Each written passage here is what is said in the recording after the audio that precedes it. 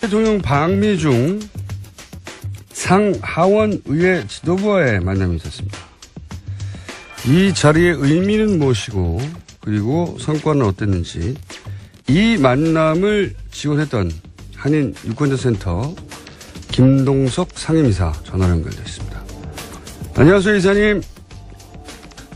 안녕하세요. 네. 뉴욕입니다. 네. 살짝, 막아뜹니다. 자, 이 상하원 의회 지도부와의 만남이 2시간 정도 이어졌다고 한국에는 보도가 됐습니다. 우선, 이 정상회담 전에 상하원의 의회 지도부와 간담회를, 추진하셨고, 실제 간담회가 이루어졌는데, 이 간담회가 이루어진 이유가 뭡니까? 그리고 추진하신 이유가 뭡니까? 사실 다 아시겠지만 트럼프 대통령 예측하기가 굉장히 어려웠고요. 예. 그 다음에 의회하고서의 간격이 굉장히 아직까지 넓습니다. 그러니까 의회하고. 대통령과 의회. 예, 대통령하고, 교류, 이런 친밀감이 없기 때문에. 그런데 아시겠지만은, 아베 총리도 그랬고, 시진핑도 그렇고, 트럼프 대통령이 되자마자 와가지고, 대통령만 만나고서 갔기 때문에 일방적으로 트럼프 대통령의 얘기만 듣고 갔던 이런 전례가 있기 때문에 네네. 이번에 의회를 간 거는 예. 의회에서 한번 새 대통령이 이렇게 선을 보이는 것이 훨씬 유리할 수 있고 또 그런 것들이 이 관례를 보면은 의회 방문의 결과가 정상회담에 영향을 주기 때문에 굉장히 좋은 일정이었다고 이렇게 생각이 들었고요. 그다음에는 사실 상하 의원들한테 관심이 집중돼 있었습니다. 의원들도요. 왜냐하면은 탄핵 정국 촛불 이런 걸 통해 가지고 새 대통령이 나왔는데 막연하게 한국의 새 대통령이 이러한 정국에서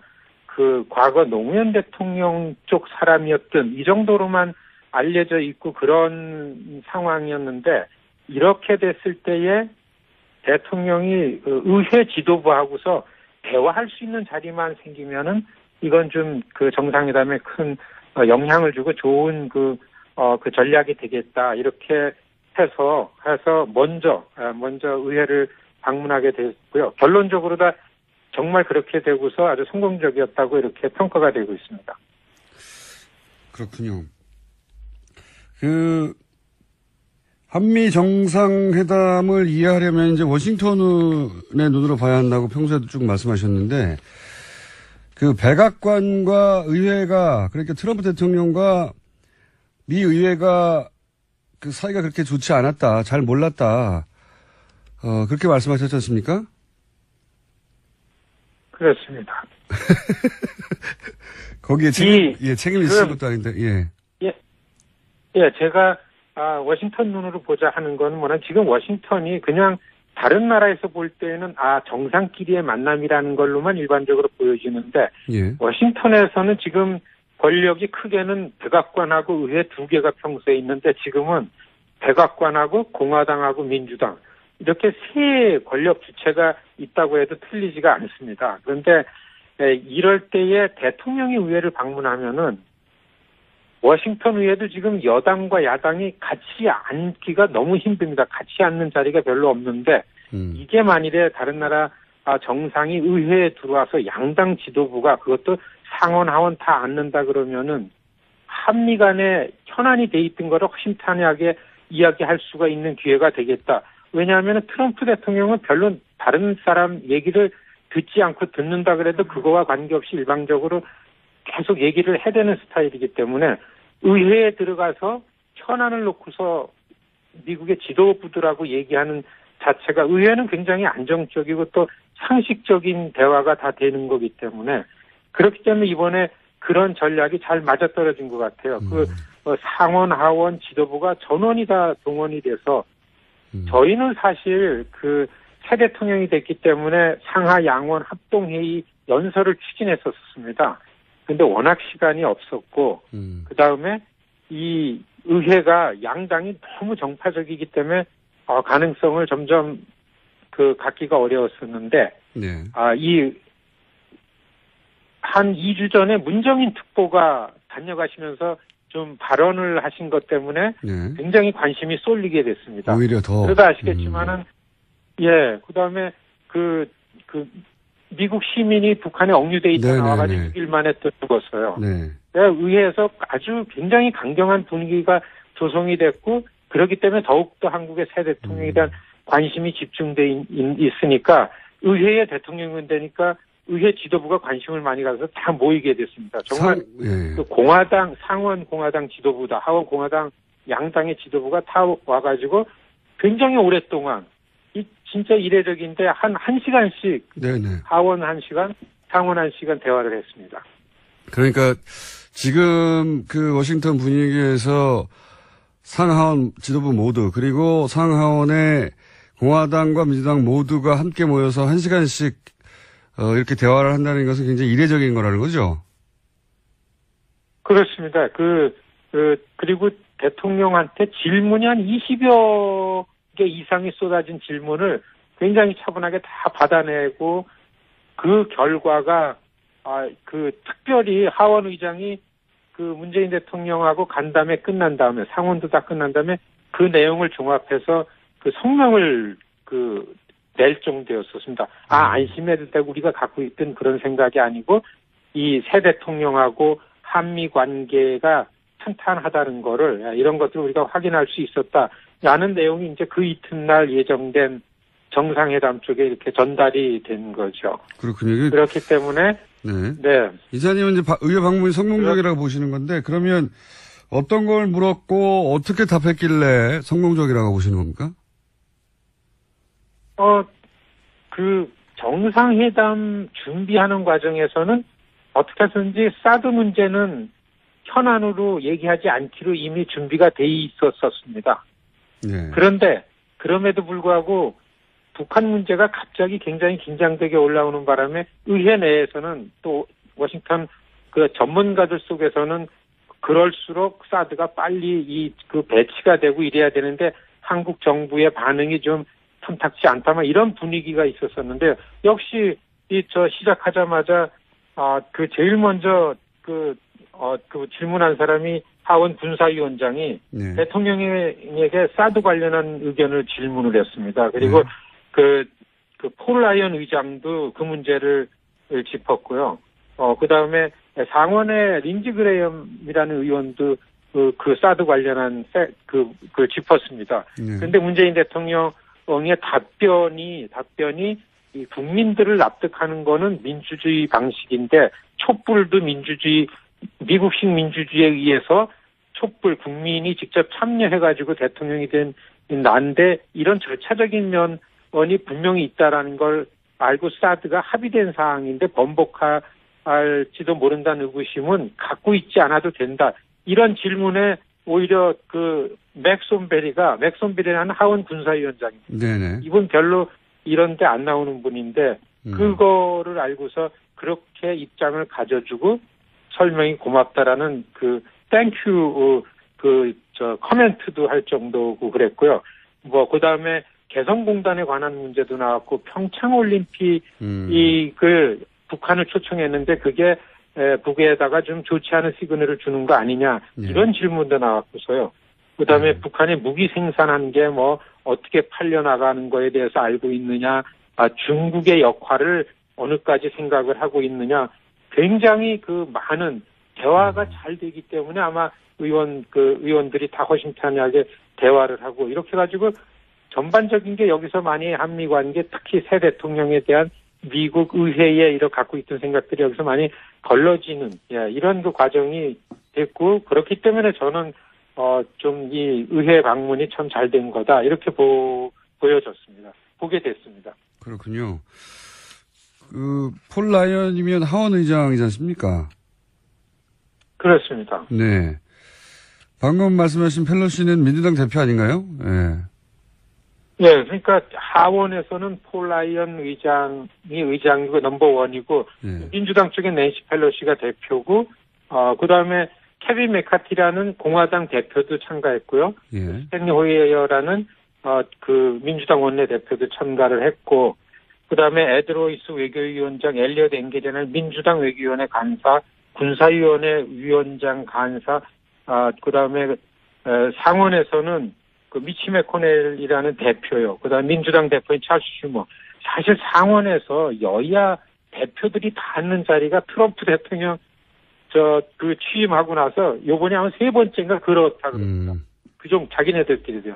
그런데도 불구하고서 이게 북한 위협 그리고 그거에 관련한 이슈이기 때문에 한국의 대통령이 왔으면 모이자 했는데 이게 여야가 다 한 자리에 모였기 때문에 굉장히 좋은 기회였고 아시겠지만은 미국에 있는 우리 한인들은 한미 관계가 안정되고 이렇게 좀 평안해야 좋은데 그런 부분이 굉장히 긴장이 되고 이 우려가 막 됐었는데 대통령 한번 여기 다녀가고서 앞으로 저희 그 의회 관련해서 활동을 하고 있는데 제가 한 2주 동안 의회에서 이 새 대통령을 환영해달라, 환영 결의안을 내달라 이런 캠페인을 한 2주 동안 했었습니다. 네네. 이게 좀 힘들었는데 저는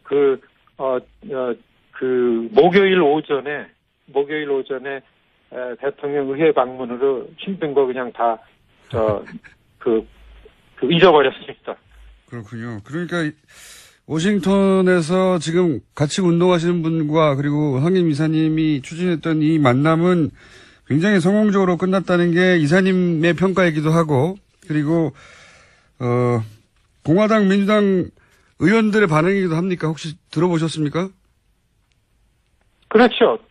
당장에 저희가 이걸 이제 프레스를 했는데 한인 밀집 지역에 지역구 있는 의원들은 새 대통령 환영하고 너무 안정되고 좋다라는 그런 의견을 내기 시작했고, 정말 처음에 저희가 이런 환영 결의안 낼 때는 좀 냉랭했었습니다.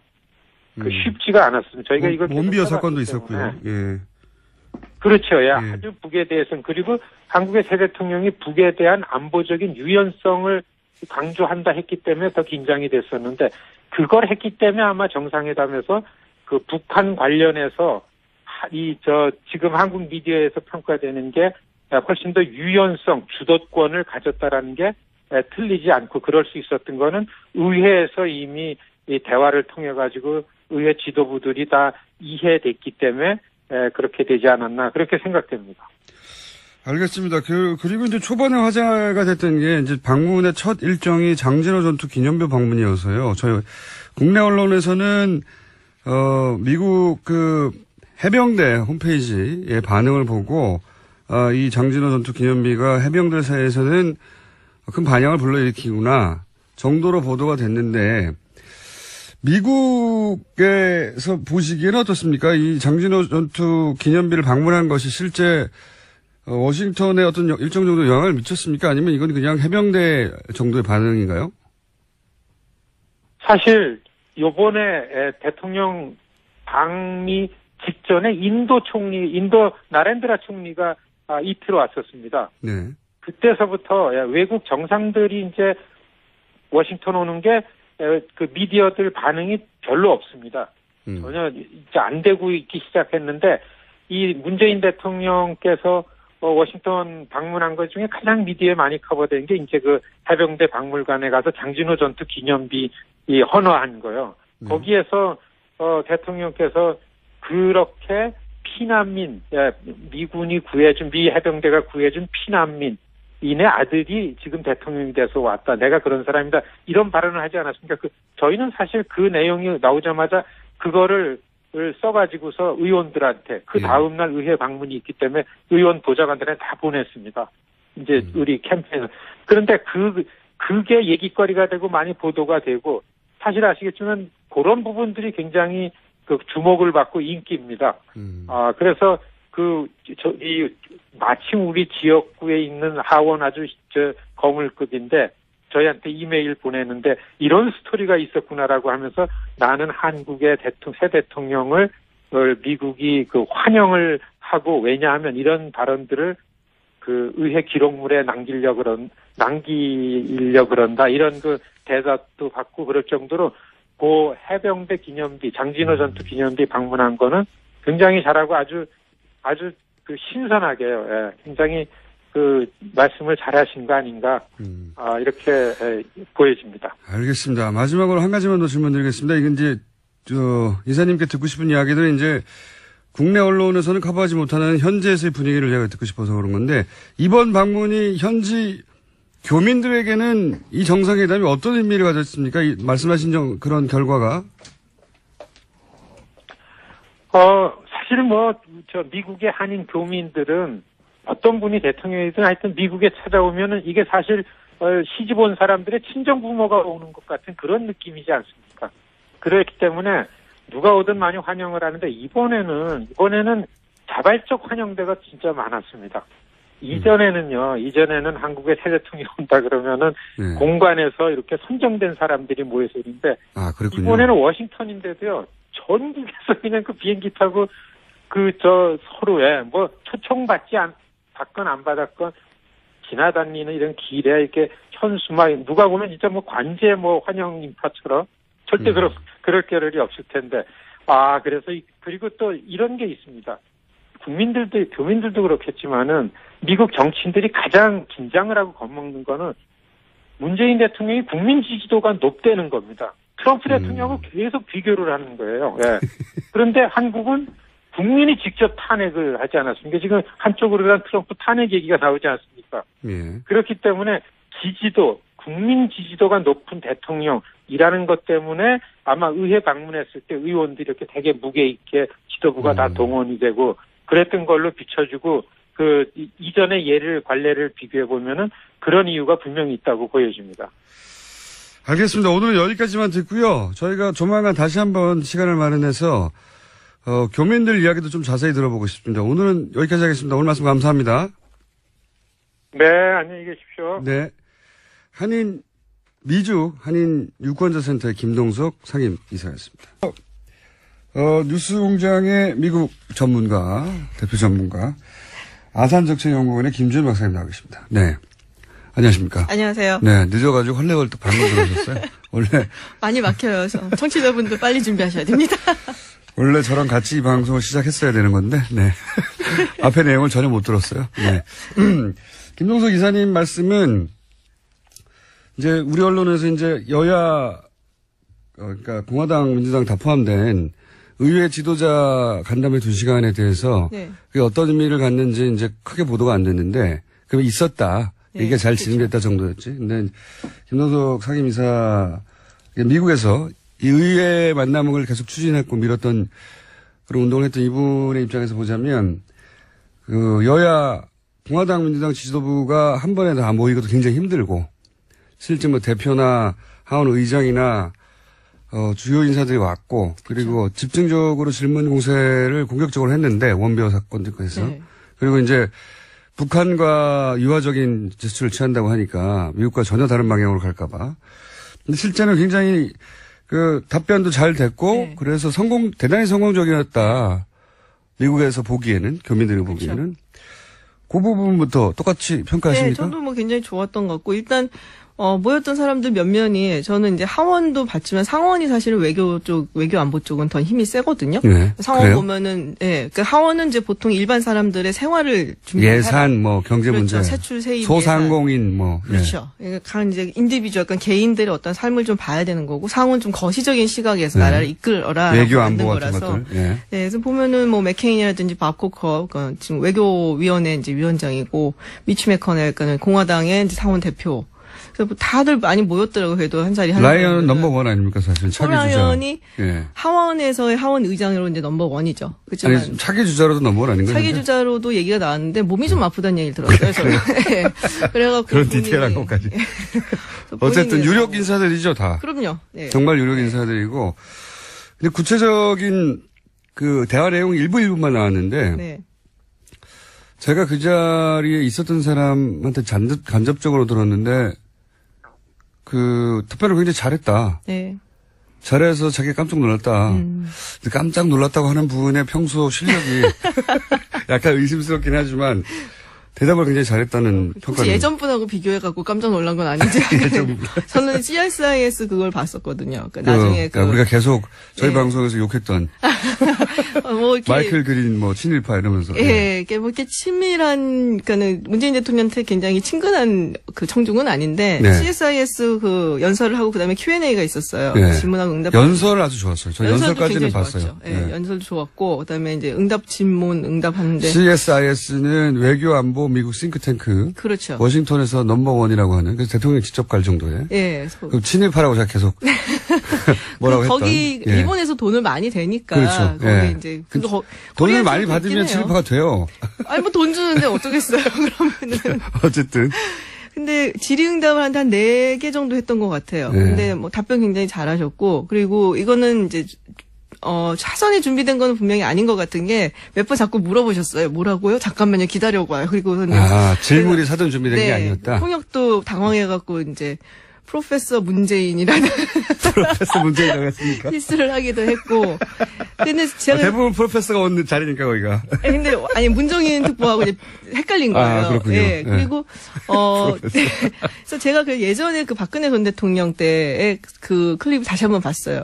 그거는 이제 딱 준비된 티가 좀 많이 나더라고요. 질문을 미리 받아갖고. 국내에서도 기자들이 청와대 안에서도 준비된 질문 아니면 안 하는데 거기까지 가가지고서야 뭐. 그렇죠. 그래서 그래서 뭐 응답이 굉장히 좋았어요. 제가 듣기에는. 그리고 굉장히 강력하게 이야기를 했고 뭐 여러 가지 이제 미국 측에서 특히 이제 CSIS 같은 그런 보수적인 성향을 가진 곳에서 보기에 약간 미심쩍다. 뭐 이런 부분에 대한 얘기를 굉장히 단호하게 대답을 잘 하셨어요. 본인이 보시기에. 네. 이건 어떻습니까? 제가 지금 장진호, 저는 개인적으로 굉장히 성공적인 출발이고 상징적인 출발인데, 미국의 해병대 홈페이지에서 크게 반응하는 거 위에, 그리고 지금 제가 방금 김동서 상임이사를 통해 들은 이야기로는 미국 측 반응이 좋다, 현지에서. 요 정도 얘기밖에 나오지 않아서, 저는 이 첫 출발이 나머지를 부드럽게 풀어가는데 굉장히 중요한 역할을 했다고 생각하거든요. 평가를 좀 해주세요. 저도 굉장히 인상적이었고, 연설이 또 굉장히 좋았잖아요. 그러니까 문재인 대통령의 강점이 그건 것 같아요. 그 조곤조곤 사람을 감동시키는 게 있어요. 미국 사람들한테 먹힙니까, 이게? 그럼요. 굉장히 진정성. 또 요즘 같은 시대는 얼마나 먹히겠어요. 자기 대통령이랑 좀 이렇게 비교를 해보면. 자기 대통령이랑 비교. 그리고 이렇게, 뭐랄까 좀, 이게 이제 대통령이 가갖고 어떤 정책적인 이야기를 하는 것 뿐만이 아니라 사실은 우리나라에서의 회담의 데뷔전이다라고 얘기하는 거는 미국 사람들에게 문재인이라는 사람들을 보여주는 장이거든요. 그래서 그런 면에서 봤을 때 이걸 이제 공공외교라고 표현을 할 수가 있는데. 공공외교. 그러니까 굉장히 성공적이었다고 봐요, 저는. 그러니까 우리나라 사람들이, 그러니까는 오바마 대통령에 대해서 굉장히 좋은 이미지를 갖고 있잖아요. 그 연설 때문이죠. 첫 연설. 그렇죠. 그리고 사실 오바마 전 대통령이 한국한테 굉장히 잘해준 건 없어요. 따지고 보면. 아니 대북 정책은 꽝이었어요. 완전 꽝이었죠. 그리고 가끔가다 뭐 우리나라 교육이 좋다는 이상한 말만 하면 우리 언론에서는 오바마가 우리 교육 시스템을 칭찬을 했대더라. 그러니까 우리 좋아하는 오바마의 전략적 인내가 무슨 정책입니까? 그냥 아무것도 무시, 안 하는 건데. 상무시 이거 근데 그냥. 그래서 이미지가 근데 워낙에 좋기 때문에 오바마 대통령이 뭘 해도 그냥 좋아 보이는. 그렇죠. 우리나라로 한정해서 얘기하면 세계적인 인기가 있는 대통령이지만 우리나라 특히 대북 정책에 관해서는 물론 뭐 상대방이 우리 보수 정권이었기 때문에 특히 그 기간 동안 딱히 할 수 있는 것도 많이 없었겠지만 대북 정책은 꽝이었어요. 그럼에도 불구하고 우리가 오바마 대통령 시절에 미국에 대한 어떤 호감도가 굉장히 높았고 오바마 대통령도 굉장히 좋아했고 이게 이제 대통령이 가지는 어떤 공공외교의 힘이거든요. 그렇죠. 그렇죠. 그런 의미에서 저는 문재인 대통령이 이번에 정말 성공적인 공공외교를 했다라고 생각을 해요. 공공외교. 그런 용어도 있군요. 공공외교. 네. 퍼블릭 디플로마시라고 합니다. 영어로. 전문 용어로? 네, 전문 용어로. 이렇게 대중을 상대로 해서 그 이미지를 제고하기 위한 공공외교. 그렇죠. 국가 이미지도 같이 올라가는 거거든요. 그런 차원에서 볼 때는 굉장히 중요한 행사였다. 네. 트럼프 대통령도 이 장진호 연설에 대해서 언급을 했다고. 예, 굉장히 감동적이었다, 좋았다. 누가 봐도 사실 감동적이었죠. 거기서 눈물 짓는 노병들도 있었고, 그 드라마 같이 연출이 사실 이렇게 쫙 됐었잖아요. 그러니까 말이에요. 누가 이거, 기획했는지 모르겠는데 선수가 있는 게 틀림없어요. 한번 얘기한 적이 있는데. 자, 그 외에 이번 정상회담의 성과 3가지 그리고 네. 남은 과제 이런 얘기를 쭉 해야 되는데 1분도 안 남았네요. 그렇기 때문에 원래 2부로 예정돼 있던 시간을 저희가 3부까지 조금 치고 들어가는 걸로 하고 그럼 남은 3부에서는 이 시간 이어가겠습니다. 이어가겠는데 앞으로 나올 얘기는 3대 잘한 점 그리고 요런 점들은 남았다. FTA 얘기도 좀 해야 될 것 같고요. 네. 네, 지각을 하셔가지고 시간이 더 늘어났습니다. 사실은. 이런 분량 늘리는 방법이 있군요. 네. 자, 저 2부 여기까지 하겠습니다. 3부에서 다시 뵙겠습니다. 뉴스공장 김호준입니다. 네, 2부에 이어서 지각하신 김진 박사님 모시고 지각 때문에 10분 더 한미 정상회담 성과를 우리 언론이 다루지 않는 방향에서 좀 짚어보려고 합니다. 2부에서는 미국의 김동성 이사님과 여야를 포함한 상하원, 미상하원 의원들을 2시간 만난 것이 굉장히 큰 의미가 있었다라고 이야기했는데 그 상황 자체가 좀 이례적이긴 합니까?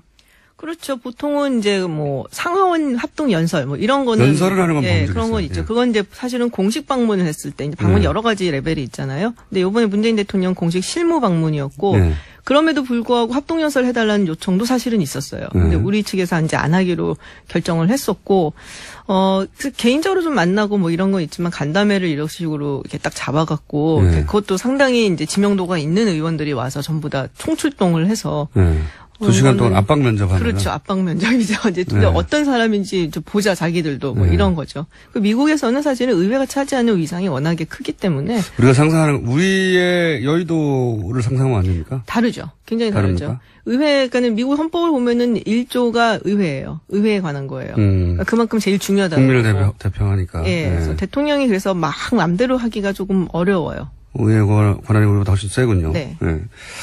그래서 의회를 상대하는 게 이제 중요한 걸 아는 이제 한인 사회에서 의회를 꼭 방문해서 이런 사람들을 만나라고 했는데 성사가 됐고, 그리고 결과는 나쁘지 않다 정도가 아니라 좋았던 것 같고. 자, 그럼 종합적으로 박사님이 보시기에 미국에서 공부했고 지금 미국 전문가로 활동하고 계신 박사님이 보시기에 한미 정상회담 잘한 부분 3가지 정도만 꼽자면요. 일단 이제 2부에서 말씀드렸던 그 공공외교 측면. 첫 번째, 장진호. 새로 이제 문재인이라는 한국의 대통령이 어떤 인물인가. 굉장히, 좋은 이미지를 남기고 왔다는 것. 그게 굉장히 좋았던 것 같고요. 공공외교. 네. 두 번째는, 지금 이제 북핵 문제를 해결하는 데 있어서 한국이 주도적인 역할을 하는 거를 지지를 한다는 게 공동성명 안에 들어가 있잖아요. 그렇죠. 네, 그래서 굉장히 큰 성과라고 봅니다. 굉장히 큰 성과죠, 그거는. 사실 그게 이제 예전에 저는 1998년도에 클린턴 전 대통령하고 김대중 전 대통령 정상회담 때 그 얘기를 딱 했었거든요. 클린턴 전 대통령이 이제는 한국이 운전석에 앉아라. 미국은 이제 조수석에 있겠다. 표현을 그렇게 했죠. 운전석. 네. 그래서 그리고 거인이라고 표현하면서. 그래서 이 내용을 김대중 대통령을 거인이라고 표현했다는 겁니다. 그렇죠. 김대중 거인의 어깨 위에 올라앉아. 가장 케미스트리가 좋았던 커플이었어요. 거기가 제가 보기에는. 근데 문재인 대통령이 또 요 부분을 굉장히 강조를 많이 했었어요. 선거 캠페인 할 때도 워싱턴 포스트라든지 이런 외신 기자들하고 인터뷰를 할 때도 한국이 주도적인 역할을 해야 된다. 주도권을 가져야 된다. 너무 당연한 얘기인데 사실은. 우리 일인데. 말을 못하고. 홍길동 정도 아닌데. 그래서 그래갖고 그 부분이 굉장히 요번에 얻어냈다는 게 크다라고 저는 보여지고요. 운전석에 앉게 됐다 다시. 네. 지난 10년간은 북하고 미하고 직접 대화는 있었어도 그렇죠. 그렇죠. 그리고 최근 몇 년 사이에는 우리 채널은 없어졌어요, 그냥. 그렇죠. 북한도 얘기를 안 하려고 그랬고, 우리랑은. 대화 채널 자체가 없어져 버렸으니까요.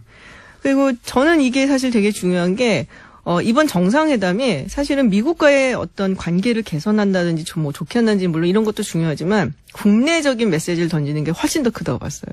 그러니까 지금 떠나시기 전에 굉장히 많은 사람들이 우려를 표명한다는 거 많았잖아요. 한미 동맹이 위기에 처했다. 예, 그리고 미국이 혹은 트럼프 대통령이 경로했다. 뭐 이런 예, 그래서 문재인 대통령이 이제 후보 시절에도 불안하다라는 얘기들을 많이 이제 보수층에서 했는데, 밑도 끝도 없이 그냥 불안하다라는 얘기를 굉장히 많이 했기 때문에 이번에 가서 트럼프 대통령한테 혼나고 올 거다라는 식으로 이제 막 그렇죠. 자꾸 분위기를 만들었단 말이에요. 근데 의외로 너무너무 훈훈하게 그리고 정말 정상스러운 대접을 받고 왔어요. 제가 보기엔 정상회담 있었던 것 중에서 가장 정상적이고 정상스럽게 대우를 해줬던 게 아닌가. 그래서 지금 이제 국내적인 정치적인 메시지로도 한미 관계에 전혀 문제가 없고 동맹 관계도 문제가 없고 안보 문제에 있어서도 굉장히 잘 이끌어 나갈 수 있다라는 메시지를 던졌다는 게 저는 가장 큰 의미가 있는 것 같아요. 미국 정치 지도자들한테는 내가 합리적이고 말이 되는 네. 사람이란 그런 그렇죠. 이미지를 남겼고 국내적으로도 안보 문제에 대해서 태클 걸지 말라는 메시지를 미국 측의 워딩을 그대로 따서 사실은 네. 미국이 이렇게 한대잖아. 우리가 하면 우리가 이 대화를 주도하는 게 맞다고 하잖아라고 하는 항상 사실 우리 보수 측에서는 미국의 인증을 받아와라고 주장하거든요. 미국이 싫어한다. 그렇죠. 미국이 화낸다. 근데 이제 그런 말이 나오기 어렵게 됐다는 점이 또 크다고 보신다. 또 하나는 뭡니까? 세 가지는 해요. 지금 3가지 했는데요. 두 가지밖에 기억이 안 나는데. 네. 첫 번째 공공외교. 네. 네. 개인으로서의 매력을 어필했다는 거. 그것도 굉장히 중요하죠. 그렇죠. 예. 세 가지로 치죠. CSIS 방문했던 것도 괜찮았다고 이제 말씀하셨고, 자, 이건 어떻습니까? 이어서 나온 이야기가 이제 그 트럼프 대통령이, 공동성명 발표 전에, 네. 그 사이에, FTA 만기가 다가온다느니, 2주 전에 만기가 됐다느니, 다 사실이 아니죠. 그게 만기가 어딨어요? 그러니까 재협상을 하고 있다느니, 다 말도 안 되는 소리인데, 이거 사실 말도 안 되는 소리를 우리 언론이 딱 보도해줘야 되는데, 어쨌든, 왜냐면 만기도 없고, 2주 전에 효력이 정지됐다는 것도 사실이 아니고, 재협상을 하고 있다는 것도 사실이 아니고, 사실은 트럼프 대통령이 실제 한미 FTA 내용도 모르고 있다는 거예요. 네, 잘 모르는 것 같고요. 네. 그러니까 5년에 한 번씩 리뷰는 해요. 이게 어느 정도 이제 잘 돼가 있는가, 뭐 그런 건 하는데, 만기는 아니고, 재협상이란 말이 공동성명에는 안 들어가 있어요. 근데 본인이 그런 얘기를 했죠. 리니고시에이팅 하겠다, 뭐. 근데 그걸 FTA를 정말로 재협상한다는 어떤 법적인 용어를 쓴 게 아니라 그냥 아는 단어 쓴 것 같아요. 제가 보기에는. 아니, FTA의 내용을 모르는 것 같습니다. 한미 FTA 잘 내용. 모르죠. 예. 잘 근데 모르죠. 자기가 워낙 대선 기간 중에 이제 위대한 미국을 재건하겠고 그러면서 그 외로 한국과 FTA 얘기를 많이 했었고. 네. 예. 근데 한국 대통령이 왔는데 미국 기자들이 그래 당신이 계속 대선 기간에 얘기했던 FTA 내용 물어봤냐고 재협상 했냐고 이걸 기자들이 물어볼까봐 선수를 친 것 같아요. 그리고 이게 자동차 철강 이야기를 했잖아요. 네. 굉장히 상징적인 거거든요, 그게. 근데 사실 지금 FTA를 보면은 일단은 미국이라는 나라가 FTA를 많이 하는 국가가 아니에요. 그러니까는 사이즈가 제법 있는 경제 국가하고 FTA를 했다면은 이제 나프타하고 우리나라, 호주 뭐 이런 정도거든요. 아니면 뭐 칠레, 뭐 요르단 뭐 이런 나라들이기 때문에 일본도 안 하고 중국도 안 하고 유럽 국가랑도 안 하고 그래서 이제 나프타하고 이제 항미 FTA를 자꾸 치는 거고. 그리고 이게 무역이라는 게 결국에는 경쟁 우위를 가진 제품들을 서로가 이렇게 교환을 하는 거잖아요. 네. 근데 미국이 우리한테 FTA를 통해서 경쟁적으로 우위를 가진 거는 자동차가 아니에요. 자동차를 팔아갖고 미국이 뭐 주력 산업으로 해갖고 이기겠다는 게 아니라 사실은 농산품을 많이 팔아야지 미국이 훨씬 더 이득이고 그리고 이제 새로운 지식산업 같은 거 있죠. 직접 대상권이라든지 의료 서비스, 뭐 법률 서비스 그리고 데이터, 약간 디지털 무슨 제품 같은 거. 그런 거에 주력을 해서 이제 이 부분을 더 개방을 하라고 압박이 들어온다면 정말로 FTA를 좀 다시 한번 재협상을 하려는 의지가 있겠구나라는 생각을 할 수가 있는데 자동차, 철강 이거는 더 뭐 이렇게 할 그런 게 없는 분야거든. 거의 관세도 없고 그리고 뭐 한국이 굉장히 뭐 이득을 좀 보고 있는 해요. 그렇지만 그 이득을 보는 상승률이 좀 더뎌요. 미국보다는. 하지만 뭐 글쎄요. 뭐 자동차 이렇게 주력을 해서 얘기한다. 이거는 굉장히 다분히 그 정치적인 의도가 조금 있는 그러니까 실제 거다. 내용이 아니라 한미 FTA라고 하는 상징. 그렇죠. 에다가 자동차라고는 미국의 한때 주력 사업이었던 상징. 그런 상징을 들면서 경제적으로 우리가 이득을 취하기 위해서 내가 노력하고 있다, 트럼프. 네. 그런 정도의 메시지인 것 같아요. 그 러스트벨트 유권자들한테 네. 상징으로 메시지를 던지는 거죠. 네. 소위 이제 한때 잘 나갔다가 이제는 먼지만 휘날리는 동네들. 그러니까 뭐 더 이상 관세 측면에서 막 뭐를 할 거는 크게는 없어 보이고 아마 비관세 장벽으로 이제 개정이 좀 들어가지 않을까 뭐 그런 생각을 조금 해봅니다. 알겠습니다. 한미 FTA 문제 재협상 이게 또 재협상이 실제로 재협상 테이블에 앉게 된다 하더라도 굉장히 오랜 시간이 걸리고. 이게 이제 재협상을 하려면은 그 의회에다 일단 협상을 하겠다 협상안을 던져줘야 돼요. 네. 그래서 90일 동안 의회가 그거를 이제 리뷰를 하고 이제 협상권을 줍니다. 그러면서 이제 다 따지는 거예요. 이건 어떻게 할 거냐, 요거는 할 거냐 말 거냐 이런 식으로.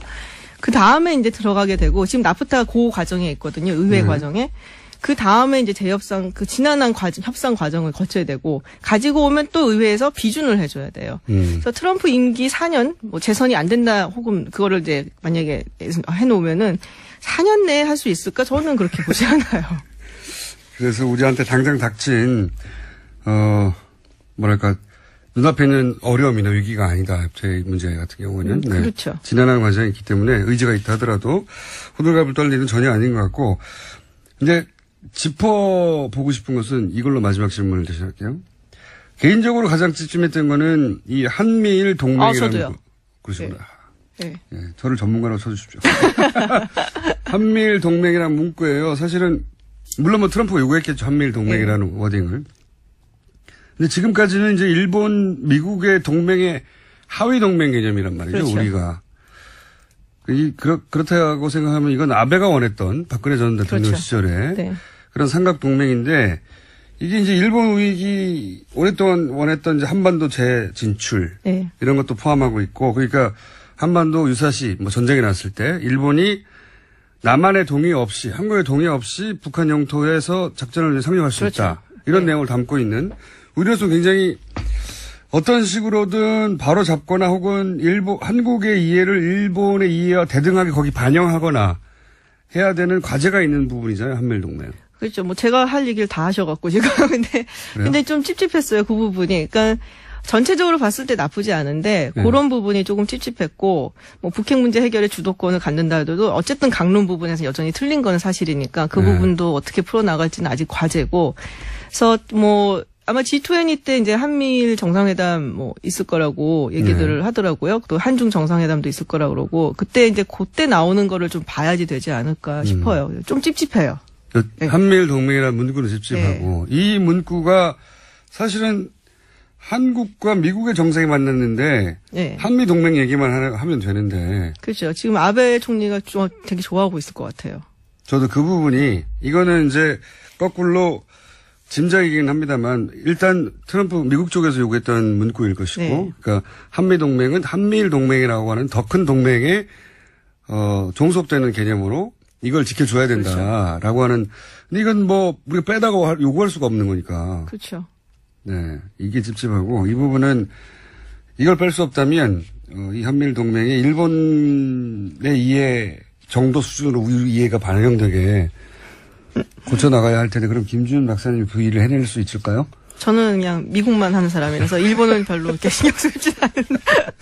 이거 찝찝했다. 요 얘기는 한 번 더 하죠. 네. 오늘은 시간이 여기까지밖에 없어서 지각하셔서 10분 동안 김지은 박사님이었습니다. 감사합니다. 감사합니다. 근데 이런 절차적인 면이 분명히 있다라는 걸 알고 사드가 합의된 사항인데 번복할지도 모른다는 의구심은 갖고 있지 않아도 된다. 이런 질문에 오히려 그 맥손베리라는 하원 군사위원장입니다. 네네. 이분 별로 이런 데 안 나오는 분인데 그거를 알고서 그렇게 입장을 가져주고 설명이 고맙다라는 그 땡큐 커멘트도 할 정도고 그랬고요. 뭐 그다음에 개성공단에 관한 문제도 나왔고 평창올림픽이 그 북한을 초청했는데 그게 북에다가 좀 좋지 않은 시그널을 주는 거 아니냐 이런 질문도 나왔고서요. 그다음에 북한이 무기 생산한 게 뭐 어떻게 팔려나가는 거에 대해서 알고 있느냐, 중국의 역할을 어느까지 생각을 하고 있느냐, 굉장히 그 많은 대화가 잘 되기 때문에 아마 의원들이 다 허심탄회하게 대화를 하고 이렇게 가지고 전반적인 게 여기서 많이 한미 관계 특히 새 대통령에 대한 미국 의회에 이렇게 갖고 있던 생각들이 여기서 많이 걸러지는 이런 그 과정이 됐고 그렇기 때문에 저는 좀 이 의회 방문이 참 잘 된 거다 이렇게 보여졌습니다. 보게 됐습니다. 그렇군요. 폴 라이언이면 하원 의장이지 않습니까? 그렇습니다. 네. 방금 말씀하신 펠로시는 민주당 대표 아닌가요? 네. 네, 그러니까 하원에서는 폴 라이언 의장이 의장이고 넘버원이고 민주당 쪽에 낸시 펠로시가 대표고 그다음에 케빈 메카티라는 공화당 대표도 참가했고요. 스탠리 호이어라는 그 민주당 원내대표도 참가를 했고 그다음에 에드 로이스 외교위원장, 엘리엇 앵겔이라는 민주당 외교위원회 간사, 군사위원회 위원장 간사, 그다음에 상원에서는 그 미치 매코넬이라는 대표요. 그다음 민주당 대표인 찰스 슈머. 사실 상원에서 여야 대표들이 다 앉는 자리가 트럼프 대통령 그 취임하고 나서 요번에 아마 3번째인가 그렇다 그럽니다. 그좀 자기네들끼리도요. 그런데도 불구하고서 이게 북한 위협 그리고 그거에 관련한 이슈이기 때문에 한국의 대통령 왔으면 모이자 했는데 이게 그 여야가 다 한 자리에 모였기 때문에 굉장히 좋은 기회였고 아시겠지만은 미국에 있는 우리 한인들은 한미 관계가 안정되고 이렇게 좀 평안해야 좋은데 그런 부분이 굉장히 긴장이 되고 이 우려가 막 됐었는데 대통령 한번 여기 다녀가고서 앞으로 저희 그 의회 관련해서 활동을 하고 있는데 제가 한 2주 동안 의회에서 이 새 대통령을 환영해달라, 환영 결의안을 내달라 이런 캠페인을 한 2주 동안 했었습니다. 네네. 이게 좀 힘들었는데 저는 그 목요일 오전에 대통령 의회 방문으로 힘든 거 그냥 다 잊어버렸습니다. 그렇군요. 그러니까 워싱턴에서 지금 같이 운동하시는 분과 그리고 황임 이사님이 추진했던 이 만남은 굉장히 성공적으로 끝났다는 게 이사님의 평가이기도 하고 그리고 공화당 민주당 의원들의 반응이기도 합니까? 혹시 들어보셨습니까? 그렇죠. 당장에 저희가 이걸 이제 프레스를 했는데 한인 밀집 지역에 지역구 있는 의원들은 새 대통령 환영하고 너무 안정되고 좋다라는 그런 의견을 내기 시작했고, 정말 처음에 저희가 이런 환영 결의안 낼 때는 좀 냉랭했었습니다. 쉽지가 않았습니다. 저희가 이걸 몬비어 사건도 있었고요. 예. 그렇죠. 예. 아주 북에 대해서는 그리고 한국의 새 대통령이 북에 대한 안보적인 유연성을 강조한다 했기 때문에 더 긴장이 됐었는데 그걸 했기 때문에 아마 정상회담에서 그 북한 관련해서 지금 한국 미디어에서 평가되는 게 훨씬 더 유연성, 주도권을 가졌다라는 게 틀리지 않고 그럴 수 있었던 거는 의회에서 이미 이 대화를 통해 가지고 의회 지도부들이 다 이해됐기 때문에 그렇게 되지 않았나 그렇게 생각됩니다. 알겠습니다. 그리고 이제 초반에 화제가 됐던 게 이제 방문의 첫 일정이 장진호 전투 기념비 방문이어서요. 저희 국내 언론에서는 미국 해병대 홈페이지의 반응을 보고 이 장진호 전투 기념비가 해병대 사이에서는 큰 반향을 불러일으키구나 정도로 보도가 됐는데 미국에서 보시기에는 어떻습니까? 이 장진호 전투 기념비를 방문한 것이 실제 워싱턴에 어떤 일정 정도 영향을 미쳤습니까? 아니면 이건 그냥 해병대 정도의 반응인가요? 사실 요번에 대통령 방미 직전에 인도 나렌드라 총리가 이틀 왔었습니다. 네. 그때서부터 외국 정상들이 이제 워싱턴 오는 게 그 미디어들 반응이 별로 없습니다. 전혀 이제 안 되고 있기 시작했는데 이 문재인 대통령 방미 중 상하원 의회 지도부와의 만남이 있었습니다. 이 자리의 의미는 무엇이고 그리고 성과는 어땠는지 이 만남을 지원했던 한인 유권자센터 김동석 상임이사 전화로 연결되어 있습니다. 안녕하세요, 이사님. 안녕하세요. 네. 뉴욕입니다. 네. 살짝 막아뜹니다. 자, 이 상하원 의회 지도부와의 만남이 2시간 정도 이어졌다고 한국에는 보도가 됐습니다. 우선 이 정상회담 전에 상하원의 의회 지도부와 간담회를 추진하셨고 실제 간담회가 이루어졌는데 이 간담회가 이루어진 이유가 뭡니까? 그리고 추진하신 이유가 뭡니까? 사실 다 아시겠지만 트럼프 대통령 예측하기가 굉장히 어려웠고요. 예. 그다음에 의회하고서의 간격이 굉장히 아직까지 넓습니다. 그러니까 의회하고 대통령과 의회, 대통령하고 교류 이런 친밀감이 없기 때문에 그런데 아시겠지만은 아베 총리도 그랬고 시진핑도 그렇고 트럼프 대통령이 되자마자 와가지고 대통령만 만나고서 갔기 때문에 일방적으로 트럼프 대통령의 얘기만 듣고 갔던 이런 전례가 있기 때문에 이번에 의회를 간 거는 의회에서 한번 새 대통령이 이렇게 선을 보이는 것이 훨씬 유리할 수 있고 또 그런 것들이 이 관례를 보면은 의회 방문의 결과가 정상회담에 영향을 주기 때문에 굉장히 좋은 일정이었다고 이렇게 생각이 들었고요. 그다음에는 사실 상하 의원들한테 관심이 집중돼 있었습니다. 의원들도요. 왜냐하면은 탄핵 정국 촛불 이런 걸 통해 가지고 새 대통령이 나왔는데 막연하게 한국의 새 대통령이 이러한 정국에서 과거 노무현 대통령 쪽 사람이었던 이 정도로만 알려져 있고 그런 상황이었는데 이렇게 됐을 때에 대통령이 의회 지도부하고서 대화할 수 있는 자리만 생기면은 이건 좀 정상회담에 큰 영향을 주고 좋은 전략이 되겠다 이렇게 해서 먼저 의회를 방문하게 됐고요. 결론적으로 다 정말 그렇게 되고서 아주 성공적이었다고 이렇게 평가가 되고 있습니다. 그렇군요.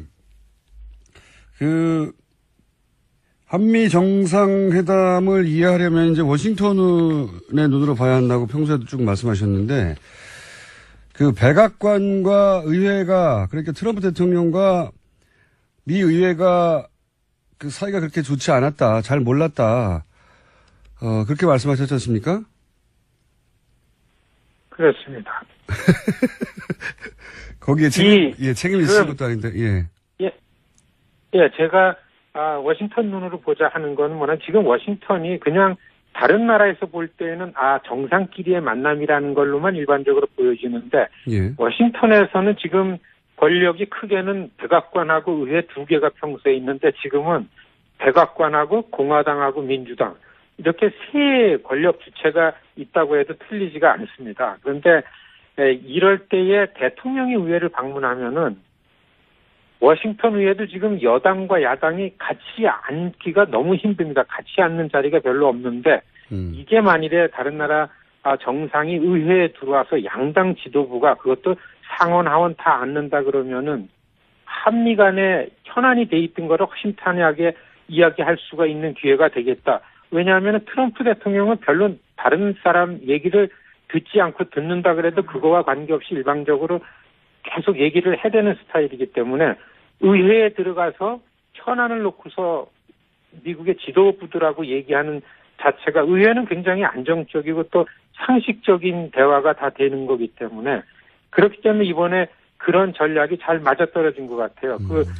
상원, 하원 지도부가 전원이 다 동원이 돼서 저희는 사실 새 대통령이 됐기 때문에 상하 양원 합동회의 연설을 추진했었습니다. 근데 워낙 시간이 없었고, 그 다음에 이 의회가 양당이 너무 정파적이기 때문에, 가능성을 점점 갖기가 어려웠었는데, 한 2주 전에 문정인 특보가 다녀가시면서 좀 발언을 하신 것 때문에 굉장히 관심이 쏠리게 됐습니다. 오히려 더. 그러다 아시겠지만은, 그 다음에 미국 시민이 북한에 억류돼 있다 나와가지고 6일 만에 또 죽었어요. 의회에서 아주 굉장히 강경한 분위기가 조성이 됐고 그렇기 때문에 더욱더 한국의 새 대통령에 대한 관심이 집중돼 있으니까 의회에 대통령이 되니까 의회 지도부가 관심을 많이 가서 다 모이게 됐습니다. 정말 공화당, 상원 공화당 지도부다, 하원 공화당 양당의 지도부가 다 와가지고 굉장히 오랫동안 진짜 이례적인데 한 시간씩 하원 1시간, 상원 1시간 대화를 했습니다. 그러니까 지금 워싱턴 분위기에서 상하원 지도부 모두 그리고 상하원의 공화당과 민주당 모두가 함께 모여서 1시간씩 이렇게 대화를 한다는 것은 굉장히 이례적인 거라는 거죠? 그렇습니다. 그리고 대통령한테 질문이 한 20여 개 이상이 쏟아진 질문을 굉장히 차분하게 다 받아내고 그 결과가 특별히 하원 의장이 그 문재인 대통령하고 간담회 끝난 다음에 상원도 다 끝난 다음에 그 내용을 종합해서 그 성명을 낼 정도였었습니다. 안심해도 되고 우리가 갖고 있던 그런 생각이 아니고 이 새 대통령하고 한미 관계가 탄탄하다는 거를 이런 것들을 우리가 확인할 수 있었다라는 내용이 이제 그 이튿날 예정된 정상회담 쪽에 이렇게 전달이 된 거죠. 그렇군요. 그렇기 때문에 네. 이사님은 이제 의회 방문이 성공적이라고 보시는 건데 그러면 어떤 걸 물었고 어떻게 답했길래 성공적이라고 보시는 겁니까? 그 정상회담 준비하는 과정에서는 어떻게 해서든지 사드 문제는 현안으로 얘기하지 않기로 이미 준비가 돼 있었습니다.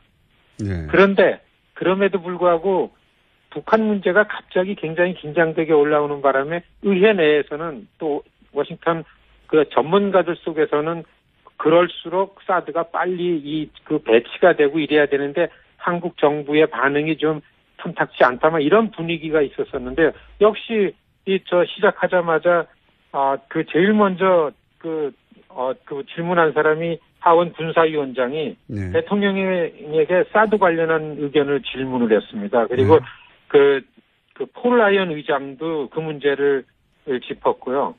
그 다음에 상원의 린지 그레이엄이라는 의원도 그 사드 관련한 그걸 짚었습니다. 그런데 문재인 대통령의 답변이 이 국민들을 납득하는 거는 민주주의 방식인데 촛불도 미국식 민주주의에 의해서 촛불 국민이 직접 참여해가지고 대통령이 된